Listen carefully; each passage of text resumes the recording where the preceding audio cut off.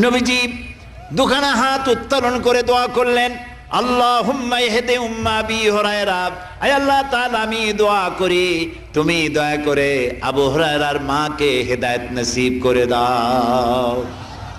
রাসূলুল্লাহ দোয়া করলেন আল্লাহ ওর মায়ের হেদায়েত করে দাও। হযরত আবু হুরায়রা রাসূলের মুখে দোয়া শুনে দিয়েছেন দৌড়। পিছন থেকে সাহাবীরা মনে করলেন আবু হুরায়রা দৌড়ায় কেন, জামা টেনে ধরছে পিছন থেকে। জিজ্ঞেস করলে আবু হুরায়রা দৌড়চ্ছ কেন, কোনো বিপদ হয়েছে নাকি? কয় না, কোনো বিপদ হয় নাই, আমাকে ছেড়ে দাও। কেন, কি হয়েছে?